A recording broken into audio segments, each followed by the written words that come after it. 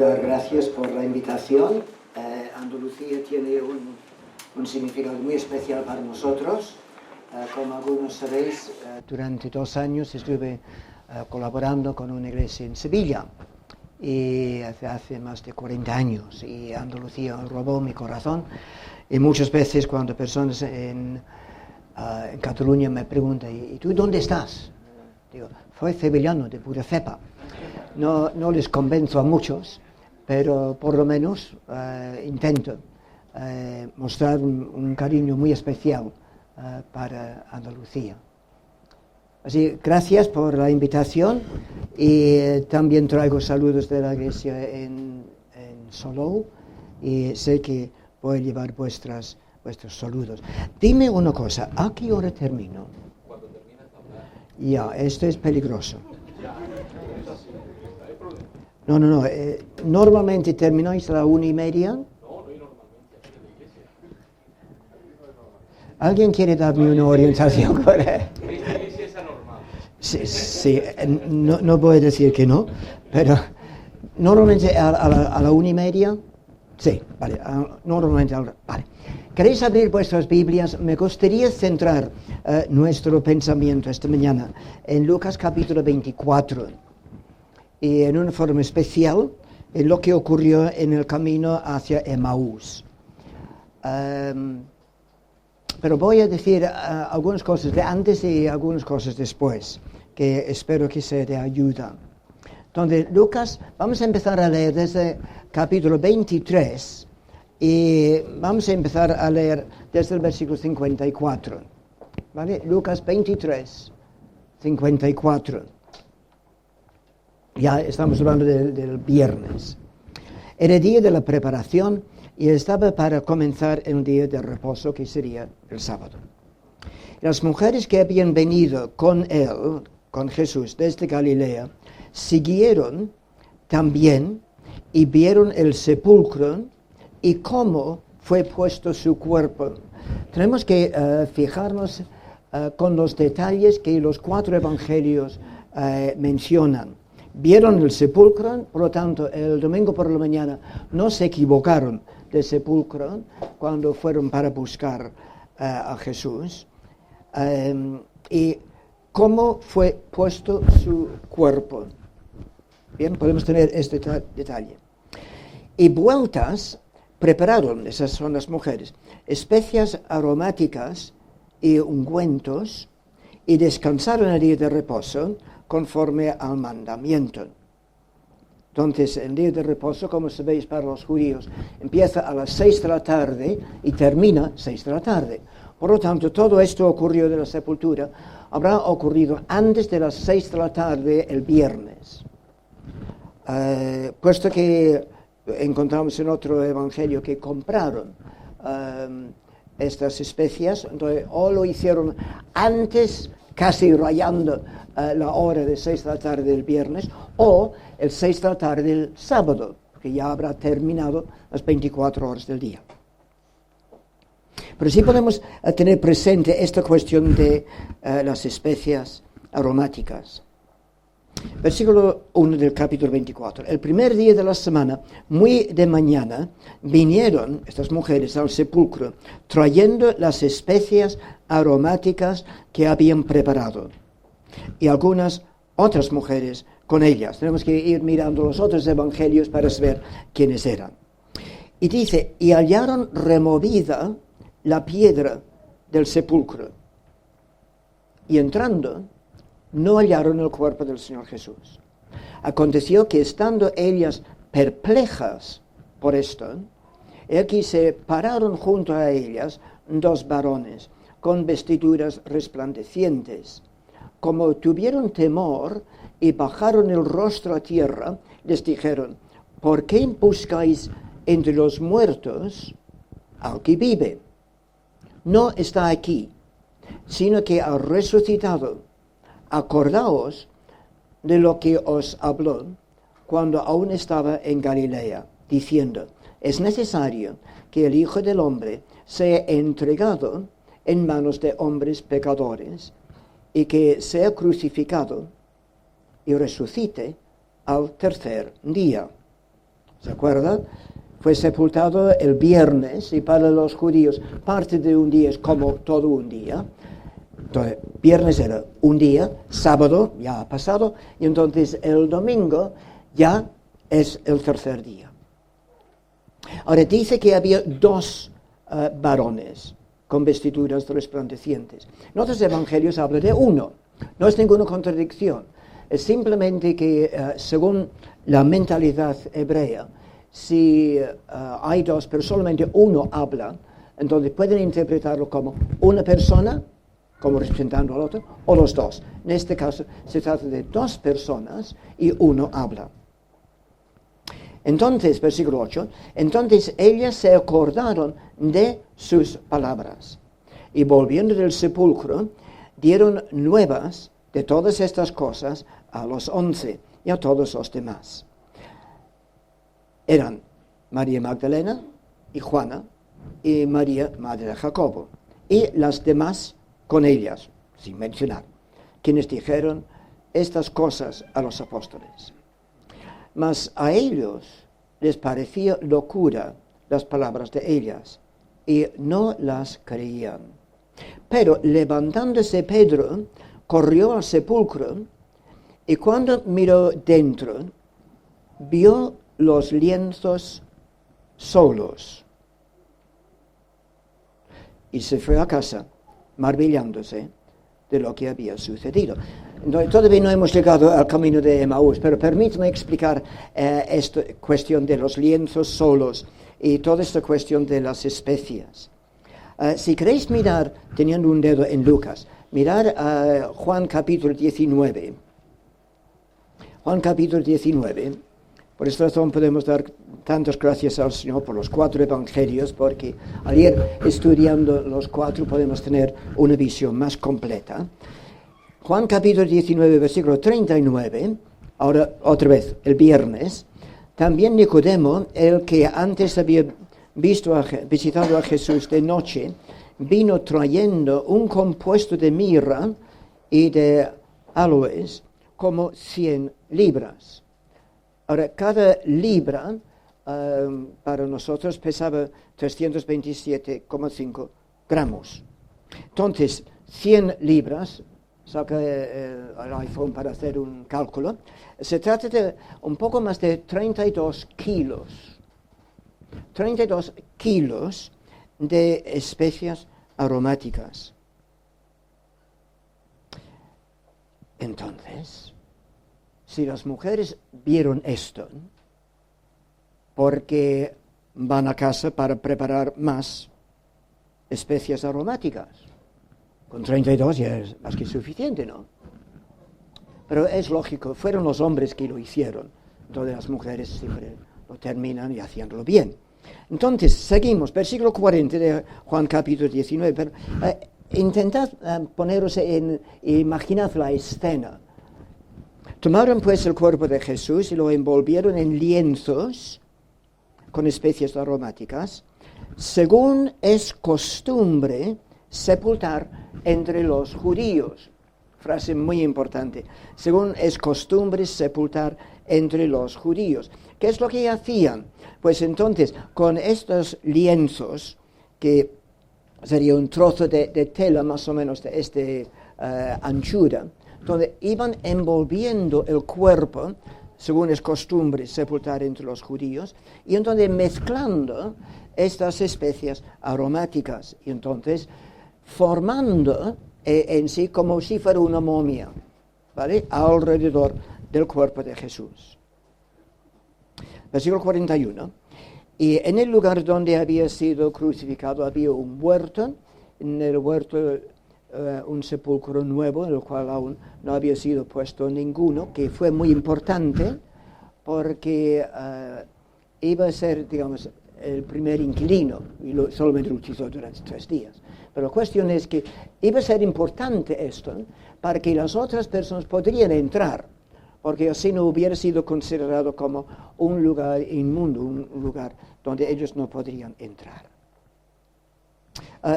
Capítulo 20 de Juan, versículo 6, donde ya estamos en el domingo, las mujeres llegan y explican lo que habían visto.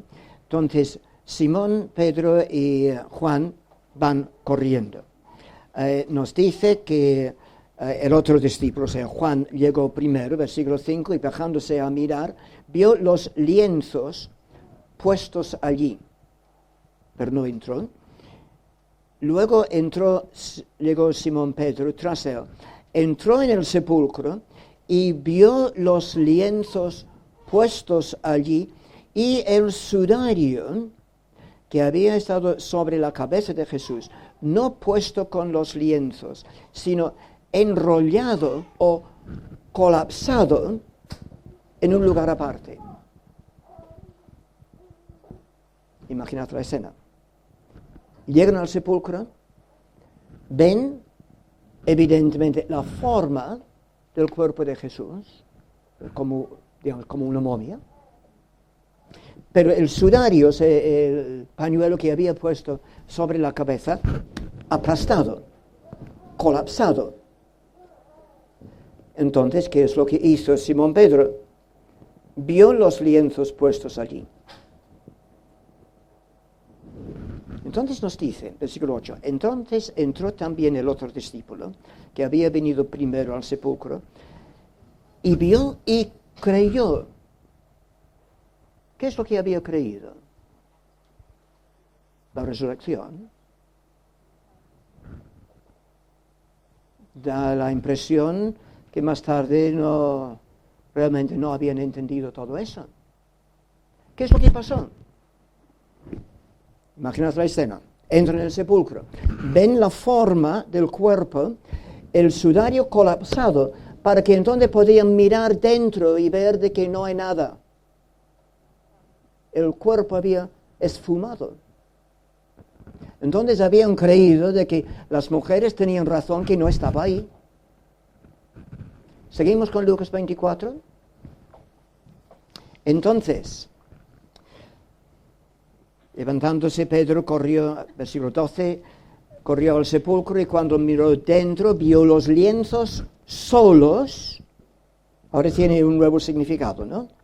Y se fue a su casa maravillándose de lo que había sucedido. Y aquí, ahora esa es la historia de Emaús. He aquí, dos de los discípulos, no de los 12, dos de ellos, iban el mismo día a una aldea llamada Emaús, que estaba a 60 estadios de Jerusalén, unos 11 kilómetros.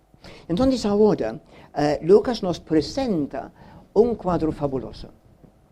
Jesús, el Consolador. Jesús ahora va a acercarse a estas dos personas y va a hablar con ellos. Ahora, ¿quiénes eran estos dos?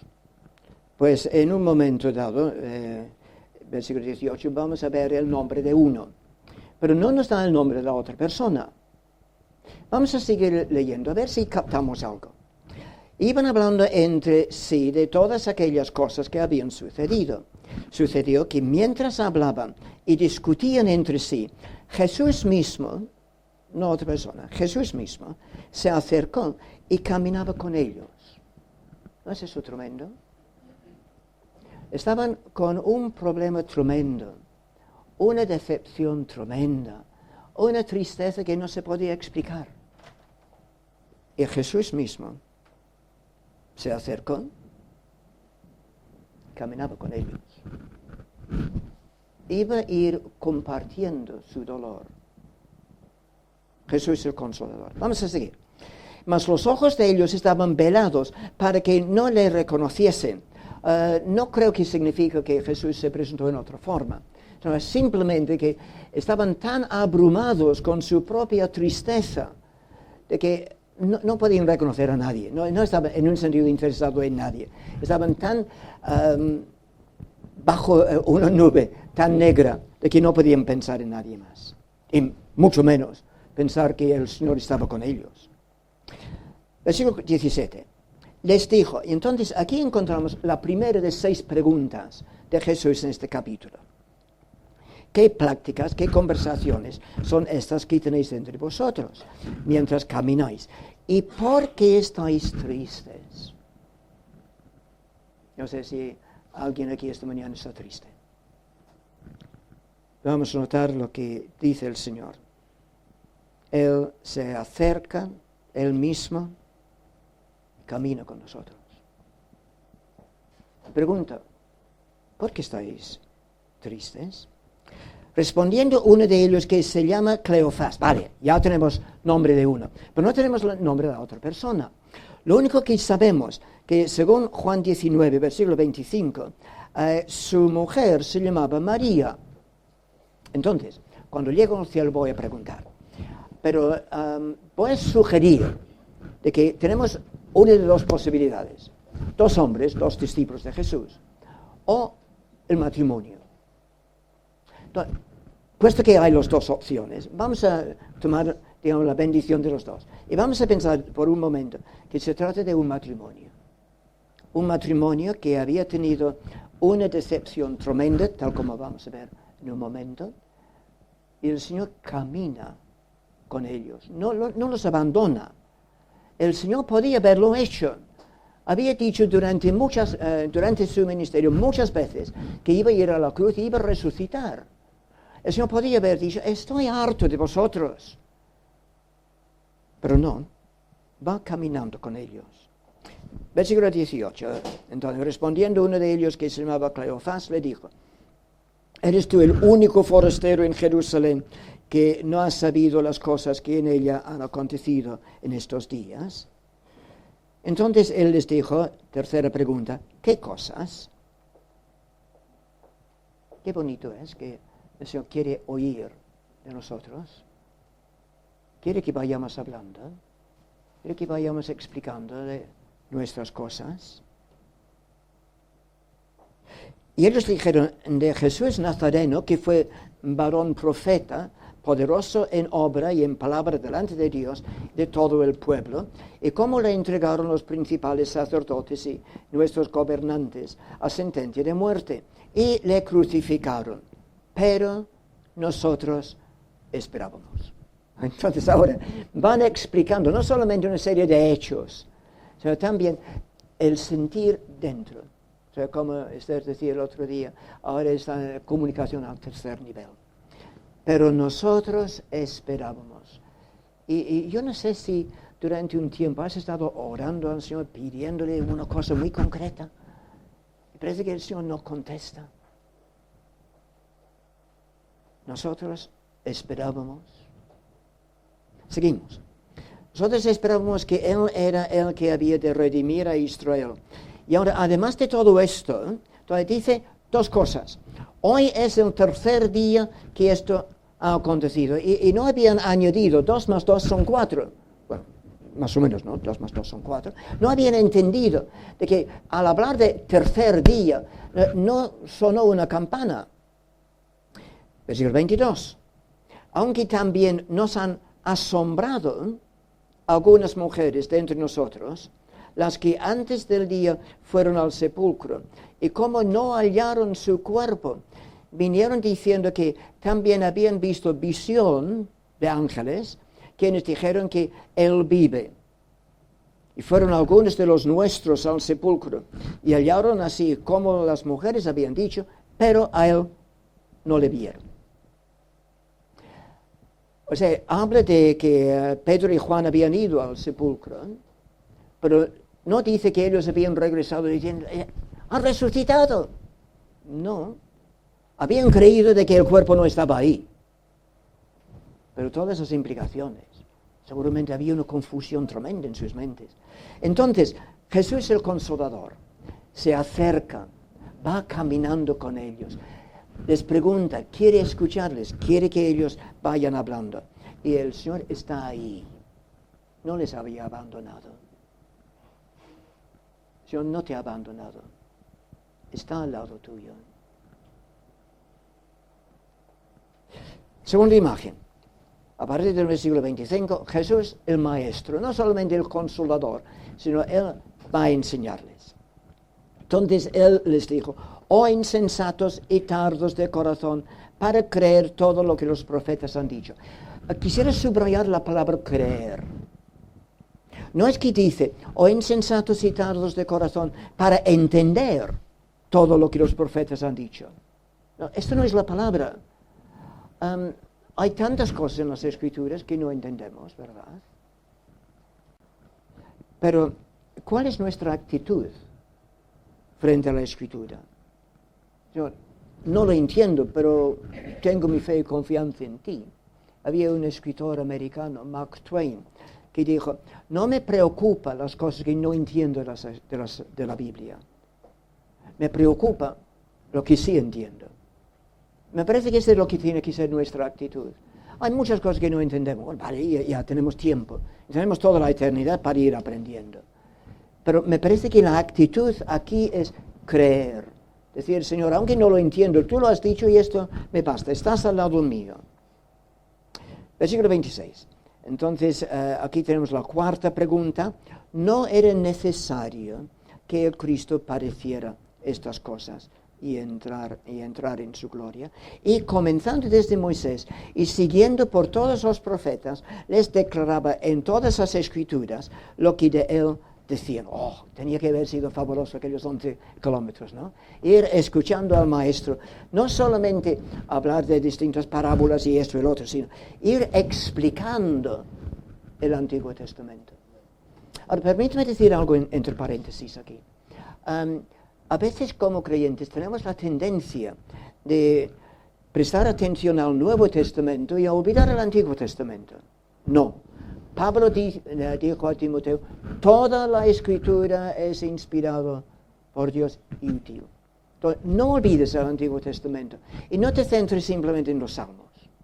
Vas disfrutando todo el Antiguo Testamento. Muchas cosas no vas a entender, no importa. Disfruta. Y ir pidiendo al Señor, Señor, háblame a través de tu palabra. Entonces Jesús les va explicando todas esas cosas. Jesús el Maestro. A partir del versículo 28, otro cuadro, otra ilustración de Jesús. Jesús el Consolador, Jesús el Maestro, ahora Jesús el Anfitrión. Pero aquí tenemos algo muy interesante. Llegaron a la aldea a donde iban y él hizo como que iba más lejos. ¿Por qué? Yo supongo que estaba esperando que les invitara a estar con ellos. Mas ellos le obligaron, una palabra muy fuerte allí, le obligaron a quedarse, diciendo, quédate con nosotros. Utilizaban una excusa, porque se hace tarde y el día ya se ha declinado. Entró pues a quedarse con ellos. Quédate con nosotros. Podéis recordar aquel milagro, el primer milagro de cambiar el agua en vino. Menos mal que invitaron a Jesús a las bodas, ¿no? Menos mal. Y menos mal que parejas, familias, pueden ir diciendo, Señor, quédate con nosotros. Quédate con nosotros.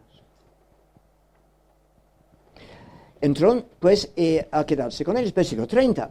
Y aconteció que estando sentado con ellos a la mesa, él tomó el pan y lo bendijo y lo partió y les dio. Imaginad la escena. Son, digamos, o los dueños de la casa o por lo menos habían llegado a donde querían ir. Y entonces invitan a Jesús a quedarse con ellos. Él es el invitado. Pero entonces, al tomar el pan y dar gracias por ello, entonces cambia la posición de ser, en vez de invitado, a ser el anfitrión. Dicho en otra manera, en vez de ser simplemente invitado, toma el lugar de ser Señor. Y me parece que hay muchos creyentes que han llegado al punto de invitar a Cristo a entrar en su vida. Esto sí. Pero no ha llegado a ser el Señor de su vida. El que manda, según la palabra. Y aquí encontramos, y estando sentado con ellos en la mesa, tomó el pan. Es él que empieza a mandar. Y notamos, y les dio. Entonces les fueron abiertos los ojos, le reconocieron, mas él desapareció de su vista. Bien, no tenemos tiempo para ir hablando de todo eso, pero notamos esto, de que cuando aceptaron el hecho del señorío en su vida, entonces entendieron las cosas, le reconocieron. ¿Me permites hacer la pregunta? ¿Cristo es el invitado en tu vida o el Señor de tu vida? El que manda en tu vida, para que tu vida sea realmente una vida que glorifica a Dios, que realmente está en línea con su palabra. Desapareció de su vista. Versículo 32. Y se decían el uno al otro, ¿no ardía nuestro corazón en nosotros mientras nos hablaba en el camino y cuando nos abría las Escrituras? Y levantándose en la misma hora volvieron a Jerusalén. Pero un momento, ¿qué hora es? ¿No era uno de los motivos de decir a Jesús, quédate con nosotros porque ya se hacía de noche? Y en aquel entonces no tenían autovías o peajes para coger el coche y ir a aquellos 11 kilómetros. Era de noche, que no era momento, digamos, muy adecuado para ir viajando debido a ladrones y todo. Pero había un gozo, había un poder dentro de ellos. Tenían un mensaje que nadie iba a detenerles. Entonces volvieron a Jerusalén aquella misma hora y hallaron a los 11 reunidos y a los que estaban con ellos, o sea, no solamente los 11 apóstoles, sino también los demás. Y ellos, estos otros, decían, no es que y dijeron, no, decían una y otra vez, ha resucitado el Señor verdaderamente y ha aparecido a Simón. Entonces ellos contaban las cosas que les habían acontecido en el camino y cómo le habían reconocido al partir el pan. Fabuloso, ¿no? Tenían un mensaje tan tremendo de que ni la oscuridad, ni el peligro de ladrones, lo que sea, nada iba a pararles. Van a Jerusalén para dar la noticia, porque para ellos será la primera noticia, y al llegar encontraron que ya lo sabían, de que Jesús verdaderamente había resucitado. Bien, cuando llego al cielo estaré diciendo a Lucas, muchas gracias por haber seguido escribiendo. Él habrá dicho, él me dirá, no tenía opción, el Espíritu Santo me guiaba. Entonces, 5 minutos más, vamos a mirar estos últimos versículos. Mientras ellos aún hablaban, imaginad la escena otra vez, están quizás 120 personas allí en aquel aposento alto, o por lo menos los 11 más otras y estas 2 personas, este matrimonio quizás. Mientras ellos aún estaban hablando estas cosas, Jesús se puso en medio. No te hace ponerte en piel de gallina. Jesús se puso en medio de ellos y les dijo, paz, paz a vosotros. Entonces, espantados y atemorizados, pensaban que veían espíritu. ¿Y por qué? En el Evangelio de San Juan encontramos que estaban cerradas las puertas con llave, con cadena, por temor a los judíos. Y entonces, si Jesús está en medio de ellos y antes no había entrado por la puerta, significa que había traspasado las puertas, había traspasado los muros. No había nada para detenerle. Y entonces, pensando que era un espíritu. Pero él les dijo, versículo 38, la quinta pregunta, ¿por qué estáis turbados? Con reverencia lo digo, es una pregunta un poco tonta, ¿no? Pero el Señor lo hace para ayudarles a centrar sus pensamientos. No deben estar atemorizados. Sería una cosa lo más natural del mundo, sabiendo quién era Jesús. Pero vale, están en el proceso de saber. Y vienen a vuestro corazón estos pensamientos. Versículo 39. Mirad mis manos y mis pies, que yo mismo soy, palpad y ved, porque un espíritu no tiene carne ni huesos, como veis que yo tengo. Y diciendo esto, les mostró las manos y los pies. Y como todavía ellos de gozo no lo creían y estaban maravillados, les dijo, y ahora tenemos la sexta pregunta. ¿Tenéis aquí algo de comer?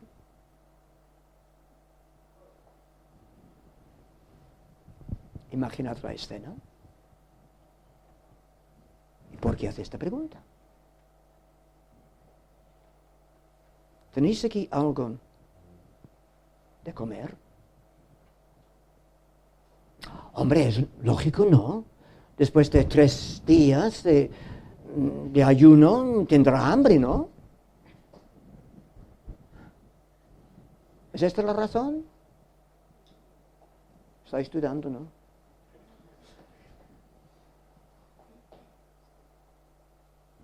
Versículo 42. Entonces le dieron parte de un pez asado y un panal de miel. Y él lo tomó y comió delante de ellos. ¿Por qué hizo eso? Pues quizás tenía hambre. No convence, ¿no? Entonces, ¿por qué hizo esta sexta pregunta? ¿Y por qué comió delante de ellos? Mira, dentro de poco, después de hablar con ellos un tanto más, va a desaparecer delante de ellos. Y entonces ellos podrían decir, ¡ay! Ha sido una alucinación fabulosa. Todos hemos pensado, ¡ay! Hemos visto al Señor resucitado entre nosotros. Y entonces uno dirá, no, hay los restos del pez, de la miel. Entonces lo hizo para fortalecer su fe. Y no hace el Señor esto tantas veces en nuestra vida. Hace en un sentido, quizás una cosa muy sencilla, o quizás una cosa muy grande, para fortalecer vuestra fe.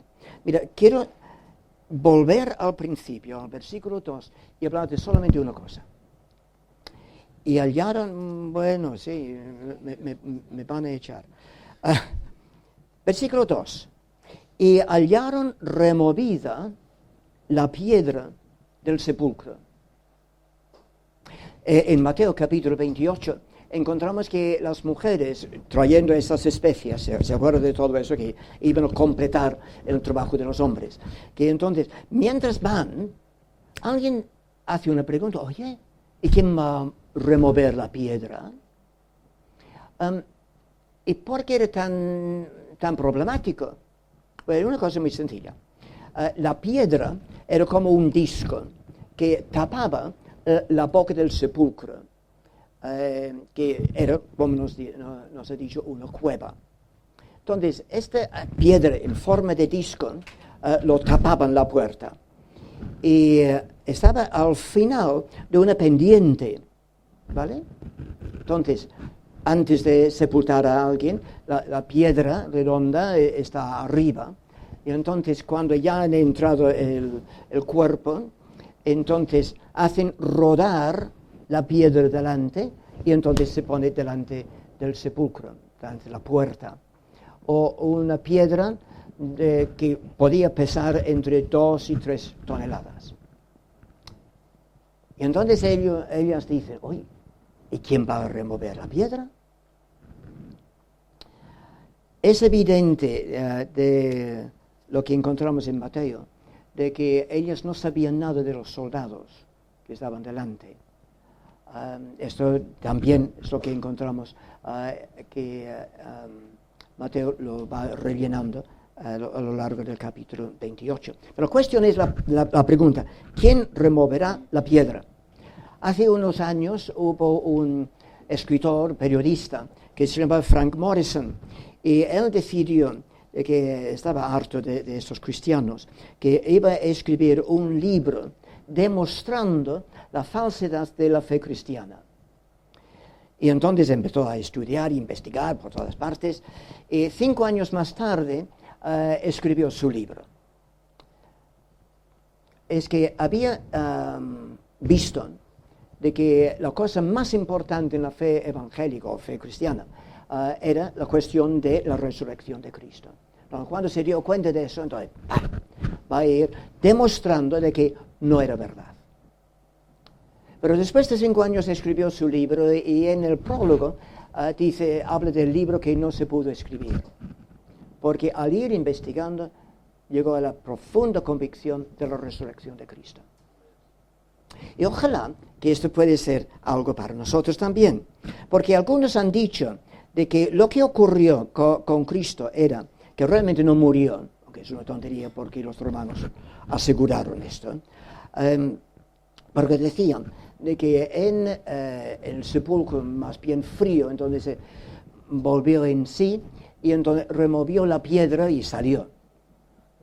Una tontería, porque tendría que remover la piedra hacia arriba y salir y que los soldados allí que estaban puestos con el sello sobre la piedra que nada ocurriera. O sea, una locura. Pero la cuestión es, ¿quién removió la piedra? Pues un ángel, tal como nos dice en Mateo. Yo no sé si tienes alguna piedra en tu vida. Una situación que ves como imposible de resolver, que no puedes resolverla. ¿Quién removió la piedra en este caso? Era un ángel.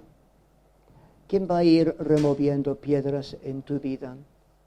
Pues puedes confiar de que Jesús, el Consolador, Jesús, el Maestro, Jesús, el Anfitrión, Jesús, el Señor, también puede orar así en tu vida.